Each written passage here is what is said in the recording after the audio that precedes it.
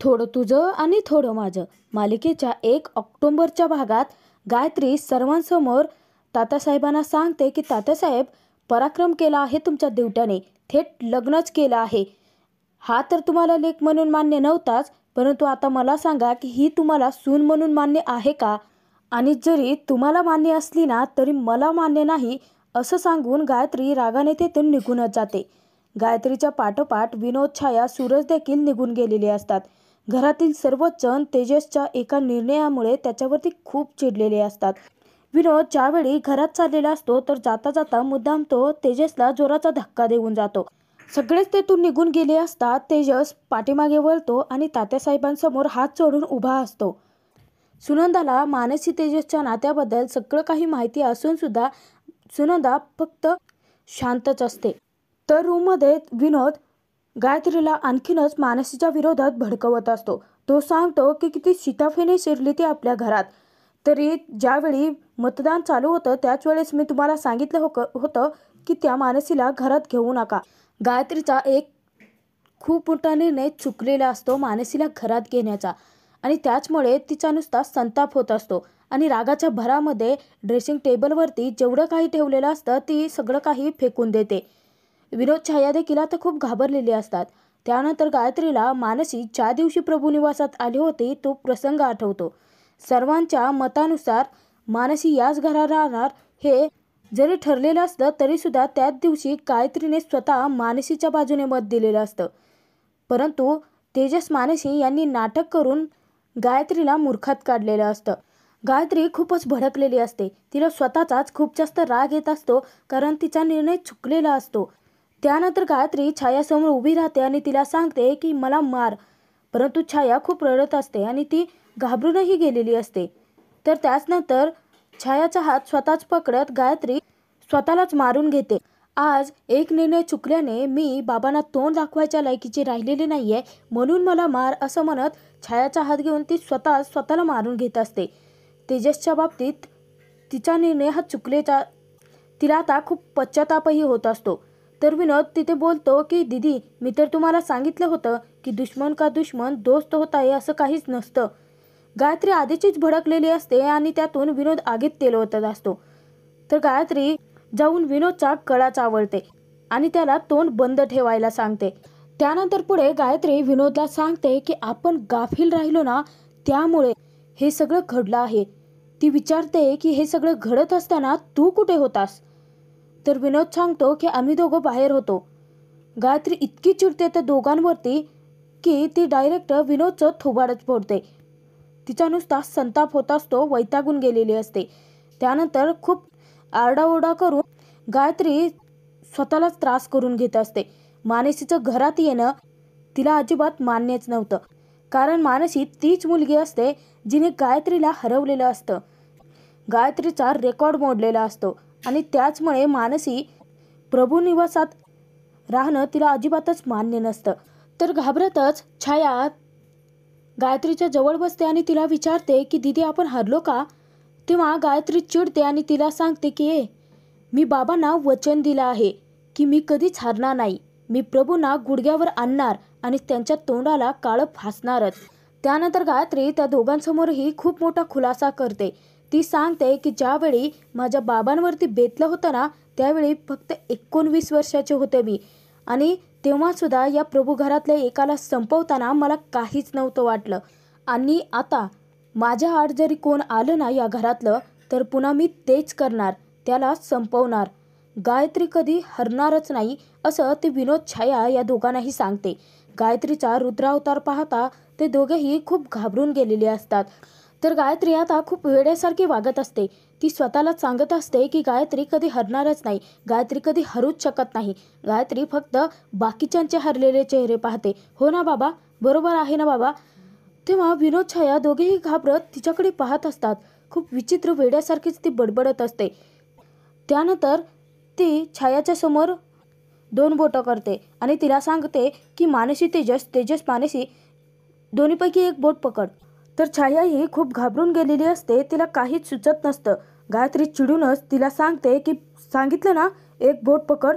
तर इकडे बाहेर अंगणामध्ये तात्यांना तेजसचा खूपच राग आलेला असतो. ते तेजस समोर येतात आणि म्हणतात की स्वतःचं आयुष्य तर वाटोळं केलंच आहेच, सोबत आमचं जगणंही असह्य करून ठेवलं आहे. प्रभू घराण्याचा मान तर तू घालवलाच आहेस, परंतु आज या मुलीच्या गळ्यात मंगळसूत्र घालून त्या मुलीच्या आयुष्याचं वाटोळं करायला निघाला आहेस का, असं तात्यासाहेब तिथे तेजसला जाब विचारत असतात. तर त्याचनंतर तात्यासाहेब तिथे तेजसच्या समोर स्वतःचा एक निर्णय मांडतात. ते म्हणतात, लग्न म्हणजे काय पोरखेळ वाटतोय का तेजस तुला? हे बघ, अजूनही रीतसर लग्न झालेलं नाही आहे, त्यामुळे तू एक काम कर, आत्ताच्या आत्ता या मुलीच्या गळ्यातून ते मंगळसूत्र काढ आणि मोकळं कर तिला. परंतु तेजस तर हा वचनबद्ध असतो संपतरावांचा.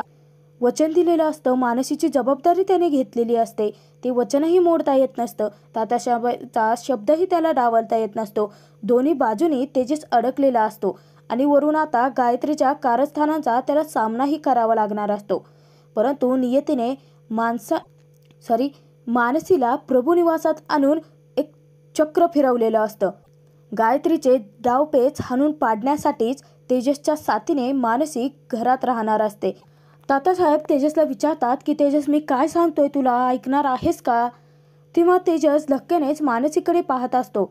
आता तेजस काहीच उत्तर देत नाही म्हटल्यानंतर तात्यांचा रागाचा पारा चढतो आणि तात्यासाहेब तेजसला मारण्यासाठी अंगावरती धावून गेले असता मानसी मध्यस्थी करते. अखेर मानसीने तेजसची साथ द्यायला सुरुवात केलेली असते. तसं तिने संपतरावांना वचन दिलेलं असतं की संकटात ती तेजसची ढाल बनून उभी राहणार. अगदी त्याचप्रमाणे मानसी तेजसच्या समोर ढाल बनून उभी राहते आणि तात्यांच्या समोर हात जोडत ती सांगते की काका, हे सगळं जे घडलं आहे ना, त्यामध्ये फक्त माझीच चूक आहे. जर तुम्हाला शिक्षा द्यायचीच असेल तर मला द्या. तेव्हा तात्या म्हणतात की अगं मानसी, हा योग्य मुलगा होऊ शकलेला नाहीये, तुझा योग्य जोडीदार कसा होईल? परंतु मानसीचा पूर्ण विश्वास असतो तेजसवरती. हे बघ मानसी, अजूनही वेळ गेलेली नाहीये बाळा, तू या बंधनातून मोकळी हो. तात्यांचा निर्णय ऐकता मानसी त्यांना उत्तर देते की नाही काका, बाप मुलाच्या नात्यामध्ये दुरावा आलाही असेल, त्यांच्या बाबतीत तुमचे गैरसमजही झाले असतील, कदाचित एक चांगला मुलगा होण्यात ते अयशस्वी ठरले असतील, परंतु ते जे मेहनत करत होते ती मेहनत मी पाहिली आहे काका. मला मान्य आहे काका की तेजस तुमचं न ऐकता काही गोष्टी करतही असतील, परंतु ते कधीच तुम्ही दिलेले संस्कार विसरलेले नाही आहेत आणि मला नाही वाटत की माझा निर्णय चुकला आहे आणि मी लवकरच सिद्ध करून दाखवेन की तेजसच माझ्यासाठी योग्य जोडीदार आहेत ते. आणि तरी देखील जर तुम्हाला असं वाटत असेल की मी चुकले आहे, तर तुम्ही आणि तेजस दोघे मिळून जो निर्णय घ्याल तो मला मान्य असेल. मानसीने हा निर्णय काळजावरती दगड ठेवून घेतलेला असतो. संपदाला मानसीचं कौतुकच वाटत असतं. तर सुनंदा आता समोर येते आणि मानसीला सांगते की मानसी, अगं तुम्ही दोघांनी खूप मोठी चूक केली आहेत. अगं लग्नाचा निर्णय असा घ्यायचा नसतो बाळा. माझं तर स्वप्न होतं की माझ्या तेजसच्या बायकोला मी खूप धूमधडाक्यात या घरात आणणार, परंतु तुमचं लग्न ज्या परिस्थितीत झालं आहे ना, ती लग्न तर कोणालाच मान्य नाही आहे. आणि आज माझ्यावरती वेळ अशी आली आहे की माझी सून दारात उभी आहे आणि मी तिला साधं घरात ये असंही म्हणू शकत नाही. वाटलं होतं की तेजसचं एकदा लग्न झालं तर त्याच्या आयुष्यातला त्रास कमी होईल, परंतु तो तर आता वाढणार आहे मानसी. तर त्याचनंतर सुनंदा ही संपदाला सांगते की अहो संपदाताई, तुम्ही काहीतरी बोला ना. तुमच्या मुलीचं आमच्या मुलाशी लग्न झालं आहे, परंतु आम्ही जे बोलतोय ते तिच्या काळजीपोटीच ना. तर त्याचनंतर तात्यासाहेब देखील संपदासमोर हात जोडून उभे असतात आणि ते संपदाला सांगतात की आमचं हे नाणं खोटं आहे, ते तुमच्या मुलीसाठी योग्य नाही आहे, समजवा तुमच्या मुलीला. परंतु संपदा मान खालती घालून उभी असते आणि खूप रडत असते. परंतु तेजस संस्कारांनी गुणांनी कसा मुलगा आहे हे संपदाला चांगलंच माहिती असतं. तेजसची पारख जर खरी कोणी केली असेल तर ती संपतरावांच्या कुटुंबियांनी केलेली असते. त्यानंतर तेजस देखील हात जोडून संपदासमोर उभा असतो आणि तिची माफी मागतो. तेव्हा संपदा सांगते की नाही, तुम्ही माफी मागायची गरज नाही आहे, कारण तुम्ही योग्यच निर्णय घेतला आहे. संपदाने असं म्हणता क्षणी तात्या आणि सुनंदाला मोठा धक्काच बसतो.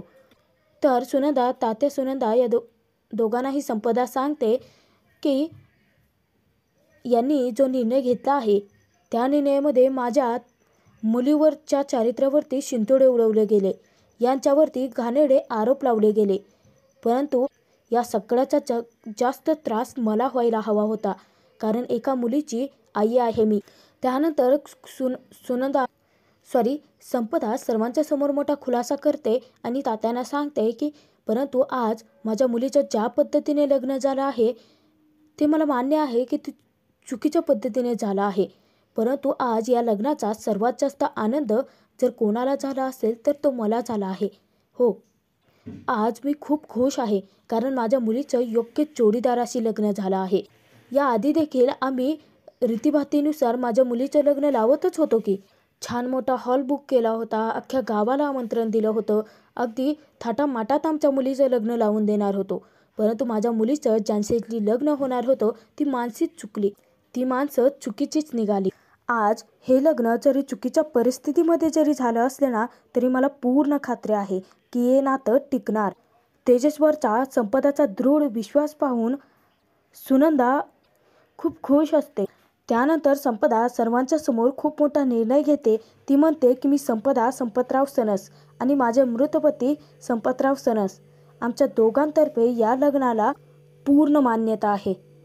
असं म्हणता क्षणी तिथे तेजस, तात्यासाहेब, सुनंदा यांना जबरदस्त धक्काच बसलेला असतो. परंतु मानसीच्या पाठीशी तिची आई ढाल बनून उभी असते. तर इकडे घरामध्ये आभा खूपच रडत असते, कारण त्यांना वाटत असतं की तेजसचा निर्णय चुकला. आभा खूप रडत असते तेव्हा दिनेश दादा तिची समजूत घालत असतो. अचानकपणे आभाला रडत असता ठसका लागतो, तर सूरज दादा पटकन तिच्यासाठी पाणी घेऊन पळत येतो आणि तिच्यावरतीच ओरडतो. तो सांगतो की तिच्यासाठी कशाला रडायचं, आपल्या भावाने लग्नाचा निर्णय घेतला आणि साधा आपल्याला विचारलं सुद्धा नाही, आपल्याला विश्वासातही घेतलेलं नाही आहे. लहान असताना प्रत्येक गोष्ट विचारून करायचा आणि आता स्वतः सगळं काही ठरवून मोकळा झाला. तर दिनेश दादा देखील तितकाच तेजसच्या निर्णयावरती चिडलेला असतो. घरातल्या सर्वांनाच हे लग्न मान्यच नसतं. मला वाटलं होतं की आता घरी गेल्यानंतर तेजसचा बघण्याचा कार्यक्रम झाला असेल, गोड काहीतरी बातमी मिळेल म्हणून मी धावत आलो आणि बघतो तर काय, इथे याने दुसरीशीच लग्न करून मोकळा झाला होता. तेव्हा आभा खूप चिडलेली असते मानसीवरती. ती रडतच सांगते की या सगळ्यामध्ये तेजस दादाची नाही तर मानसीची चूक आहे. दिनेश दादाला भरीस पाडलं रे. गायत्री वहिनीने येऊन लग्न थांबवण्याचा प्रयत्न केला तर मानसीने डाव साधला आणि आपल्या तेजस दादाला अडकवलं. परंतु घरातल्या कोणालाच माहिती नसतं की तेजसला मानसी आधीपासूनच आवडते. तर सूरज दादा आभाला सांगतो की अगं त्याच्यासाठी कशाला रडतेस तू, या सगळ्यांमध्ये चूक त्याचीही आहे. गायत्री वहिनींपासून लपून आपण त्याचा बघण्याचा कार्यक्रम ठरवला होता ना, त्याच्यासाठी चांगली मुलगीही आणली होती. परंतु काय झालं, हा तिच्याशी लग्न करून मंगळसूत्र गळ्यात घालून मोकळा झाला. कशाला त्याचा विचार करायचा आहे आपण आता. दिनेश दादाचा देखील तितकाच संताप होत असतो. तो सांगतो की मी घरात मोठा आहे, मला मान्य आहे, परंतु मला खात्री होते की तेजस नक्कीच काहीतरी करून आपलं घर वाचवेल. परंतु नाही, हा चुकांवर चुकाच करत सुटला आहे. चोरी केली आणि तात्यांनी घराबाहेर हाकललं तर अजून घराबाहेरच राहतो आहे. याच्या आणखी किती चुका पोटात घालायच्या आहेत आपण. गायत्रीना तेजसबरोबर अगदी अशी वागते ना तेच बरोबर आहे. तेव्हा सूरज देखील त्याच्या होला हो करतो. तो म्हणतो की नाही, गायत्री वहिनी बरोबरच वागते, याला अक्कलच नाही आहे. तेव्हा तिथे आभा रडतच सांगते की नाही रे दादा, या सगळ्यात त्या मानसीचीच चूक आहे. हे बघ, गायत्री वहिनीने ते लग्न येऊन थांबवलं, मुद्दाम मानसीने गायत्री वहिनीनं भडकवलं आणि गायत्री वहिनी तिच्या विरोधात तेजसदादा गेला. आधीपासूनच तेजसदादा कसा वागतो माहिती आहे ना. गायत्री वहिनीचं त्याला काहीच पटत नाही आणि मुद्दाम त्याने गायत्री वहिनीच्या विरोधात जाऊन मानसीच्या गळ्यात मंगळसूत्र घातलं. त्याने लग्न केले तिच्याशी, परंतु हे लग्न कोणालाच मान्यच नाही आहे. आपल्या दादाला ना त्या मानसीनेच अडकवलं आहे या सगळ्या प्रकरणामध्ये. घरातले सगळेजण दादावरती चिडले आहेत, ते फक्त आणि फक्त तिच्यामुळे. का अडकवलं तिने आपल्या दादाला, मला ना आता जाब विचारायचाच आहे. असं म्हणून जाब विचारण्यासाठी आबा बाहेर जात असता सूरजदादा आणि दिनेशदादा दोघेही तिला थांबवतात. दिनेशदादा सांगतो की अगं ये, तू बाहेर जाऊन अजून तमाशा घालू नकोस बाबा. एकतर गायत्री तात्या दोघेही त्याच्यावरती खूप चिडले आहेत आणि आता तू त्यात भर घालू नकोस. सगळं वातावरण शांत झालं आहे ना, शांतच राहू द्यावा. बाहेर तेजस हा गुडघ्यावरती बसतो आणि हात जोडून तात्या सुनंदाची माफी मागत असतो. तो सांगतो की जे केलं मी चुकीचंच केलं. यांच्याकडे मी मंगळसूत्र कसं घातलं मला सुद्धा कळलं नाही. खरंच तात्या, माझ्यावरती प्लीज विश्वास ठेवा. तेजस खूप जीवाच्या आकांताने स्वतःची बाजू समजावण्याचा खूप प्रयत्न करत असतो. हे बघा तात्या, तुम्ही तर पाहिलंत ना की गायत्री वहिनी किती घाणेरडे आरोप करत होतात त्यांच्यावरती, त्यांच्या चारित्र्यावरती शिंतोडे उडवलेत, आमच्या नात्याबद्दल खूप घाणेरडं बोलल्या त्या, म्हणून मला या नात्याला नाव द्यावं लागले तात्या, प्लीज मला माफ करा, असं म्हणून तेजस हात जोडून तात्यांच्या समोर माफी मागत असतो. तर तिथे तात्या त्याच्यावरती चिडले असतात. ते सुनंदाला सांगतात की तुझ्या मुलाला समजाव जरा, त्याने केलेलं कोणतंच कृत्य माफीच्या योग्यतेचं नाही आहे आणि जे तू केलं आहे ना ते तुला भोगावं तर लागणारच आहे. माझी तत्त्व कधीच बदलणार नाहीत. तू उंबरठ्याच्या आत पाऊल ठेवायचाच नाही. तात्यांचा निर्णय ऐकता घरातील सर्वांना, तिथे उभा असलेल्या सगळ्यांनाच धक्का बसलेला असतो. तर मानसी हात जोडून सांगते की नाही काका, अहो आता आमचं नातं जोडलं आहे. हे बघा काका, तुम्ही तेजसला जी शिक्षा द्याल तीच शिक्षा मलाही भोगावी लागेल, त्यामुळे तुम्ही प्लीज विचार करूनच शिक्षा द्या. हे बघा, आम्ही दोघांनीच हा निर्णय घेतला आहे आणि आमचं नातं जोडलं गेलं आहे. जर आता तेजसला जर रस्त्यावर राहायची वेळ आली तर मला देखील तेच करावं लागेल. मीही त्यांच्यासोबत तिथे राहायला तयार आहे. तर तिथे आता तात्या मानसीवरती चिडतात आणि तिला सांगतात की मानसी, अगं का कळत नाही आहे तुला, हा तुझ्या योग्यतेचा नाही आहे बाळा. तर मानसी तात्यासमोर हात जोडून उभाच असते. ती सांगते की नाही, आयुष्यभराचं नातं जोडलं गेलं आहे आमचं काका, आणि आता या नात्याला नाव देखील आहे, त्यामुळे मी याची कोणत्याही परिस्थितीत साथ नाही सोडू शकत. संपदाला खूप कौतुक वाटत असतं मानसीचं, कारण तिने संपतरावांचं वचन अखेर पूर्ण केलेलं असतं आणि त्यातून संपतरावांना तिने दिलेल्या वचनाप्रमाणे ती तेजसची ढाल बनून प्रत्येक संकटात उभं राहायला देखील तयार असते.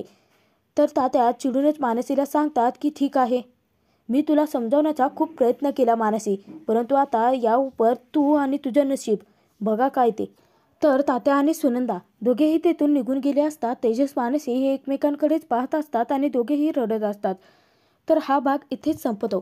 पुढील भागात आपण पाहणार आहोत की तात्या स्वतःला शिक्षा करून घेत असता त्यांची मुलं आणि त्याचबरोबर सुनंदा देखील त्यांना अडवण्यासाठी जातात. सगळेच जण खूप संतापलेले असतात, खूप वैतागून गेलेले असतात. तर सुनंदा तिथे सांगते की अहो असं काय करताय, का स्वतःला त्रास करून घेतायत. तेव्हा तिथे तात्या सांगतात की हो, शिक्षा तर मलाच व्हायला पाहिजे, कारण माझे संस्कार चुकले आहेत, माझी तत्त्व त्याने धुळीला मिळवली आहेत. हे सगळा तमाशा पाहता गायत्री बाहेर जाते आणि तेजसला म्हणते की आज काय झालं हे ऐकायचं आहे का तुला. स्वातंत्र्य सूर्य दिनकर प्रभूचा नातू, याच्यामुळे स्वतःचे वडील त्याला त्याच्या चुकीची शिक्षा न देता ती शिक्षा स्वतः भोगतायत. तेव्हा तेजस मानसी या दोघांनाही जबरदस्त धक्का बसलेला असतो. तर तिथे गायत्री मुद्दाम तेजसला सांगते की असाच जर घराबाहेर राहिलास ना तर एक दिवस त्यांचं काय होईल माहिती नाही. तेव्हा तेजस अंगावरती धावून जातो गायत्रीच्या, परंतु गायत्री न घाबरता त्याला सांगते की तेजस, तोंड बंद ठेवायचं.